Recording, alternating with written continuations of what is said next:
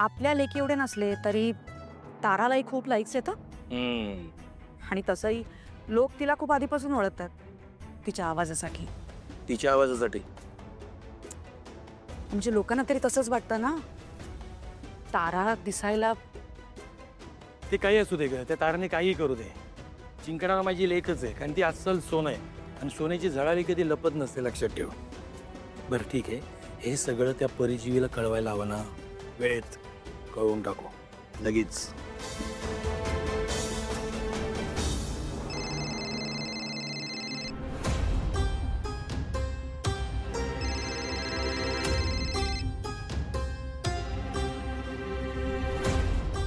बोला.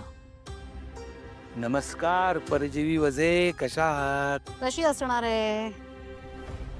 तू जिवंत आहेस ना अजून, त्यामुळे अस्वस्थच आहे. वा वा वा, किती छान. तुम्ही अशीच देवाकडे आमच्या मरणाची प्रार्थना करत राहा, म्हणजे भगवंत आम्हाला, परमेश्वर आम्हाला उदंड आयुष्य देत राहील, नाही का? आणि कसं आहे ना परजीवी वजे, तुम्हाला पोचवल्याशिवाय आम्ही काही जात नसतो. बरं असो, ते राहू द्या. मी काय सांगतोय ते ऐका. आता अजून एका पराभवासाठी तयार व्हा, कळलं? माझी लेक सावली ताराचा मजबूत पराभव करणार आहे. काय संबंध आणि कसला पराभव?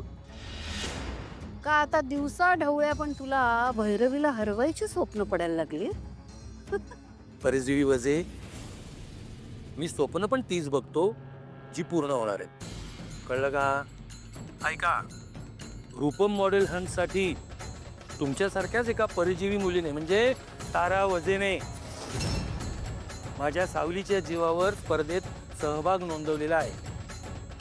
म्हणजे माझ्या बाजूने मी सावलीचा सहभाग नोंदवलेला आहेच, लक्षात घ्या. ज्या फोनवरनं आम्हाला शिव्याशाप देता, आमच्या मरणाची वाट बघता, तो फोन एकदा उडून बघा. आमची लेक किती लोकांना आवडतीये, किती प्रसिद्ध झालीये, तिचं काम लोकांना आवडतंय.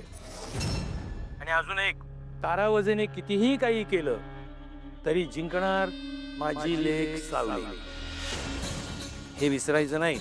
परजीवी वजे, कळलं का? लोकांवर झाले तुमचे ओझे, ठेवा फोन. म्हणजे मला नाही. मी सोडून तुझ्या त्या गरीबड्या घरच्यांना. ऐक ना, नवऱ्याच्या जीवावर मोठं व्हायला कसलं भारी वाटत असेल ना, त्याच्या जीवावर उड्या मारायच्या. मला सांग, लायकी विसरली तू स्वतःची? ते म्हणजे पात्रता लक्षात ठेवायला पाहिजे ना माणसानं. तू म्हणे त्या मॉडेल हंट मध्ये भाग घेतेस. माझ्या आयुष्यातला सगळ्यात मोठा जोक आहे बाई हा. सांग, तुला माहितीये का ग मॉडेल म्हणजे काय? काही माहितीये का तुला? हा, मॉडेल कशा असतात, कशा दिसतात, काही माहितीये का? गोरे गोरे पान असतात त्या, उंच पुऱ्या आणि टच्चा टच्चा चालतात रॅम्प वॉक वर. कुणासारख्या?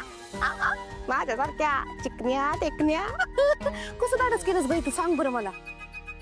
तुझा भाऊ इथं हांतरुणाला खेळलेला असताना, तुझी ती घरची माणसं बेकेला लागलेली असताना, हे असली थेऱ्या करायला लाज नाही वाटत तुला? मॉडेलिंग करणार तू? तुला माहितीये का त्याला काय म्हणतात? कावळ्याला किती बी घासून घासून आंघोळ घातली, त्याचा बगळा होत नाही. Model Hunt.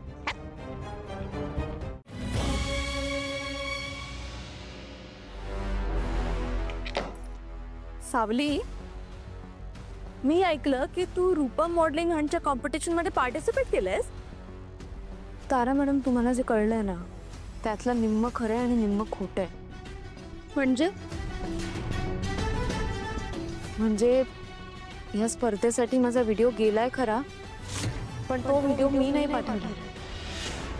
बहुतेक सोम भाऊजी किंवा बबलू दादाने पाठवला असेल, कारण त्यांची इच्छा अशी आहे की मी या स्पर्धेत भाग घ्यावा.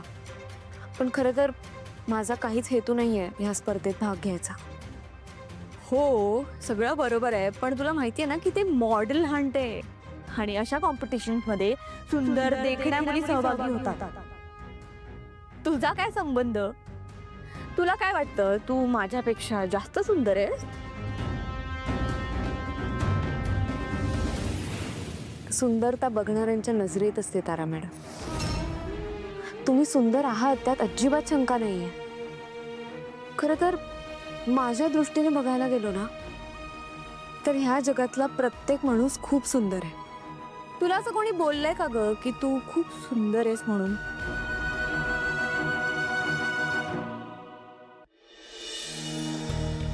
सावलीच्या प्रेमात पडल्यानंतर बऱ्याच गोष्टींची जाणीव झाली. तिने मला तिच्या सौंदर्याने नाही तर तिच्या गुणांनी मला जिंकलंय. नाही ना, सारंगचा विषय जरा वेगळा आहे. तो तुझ्या प्रेमात आहे ना, म्हणून तू त्याला सुंदर वाटतेस आणि हे सगळं तो प्रेमापोटी करतोय. पण एनिवेज आय डोंट केअर. तुझं जे काही असेल ते कॅन्सल करायचं आणि आपण जिथे जातोय ना फायनल राऊंडला, तिथे तू माझ्यासाठी गाणं गायचं. गाणं गायचं? अहो पण ह्या स्पर्धेत गाणं कसं शक्य आहे? का नाही आहे शक्य? सगळ्या अरेंजमेंट झालेत. Rooms, instrument, setup all set. नाही तारा मॅडम, मला हे योग्य वाटत नाही.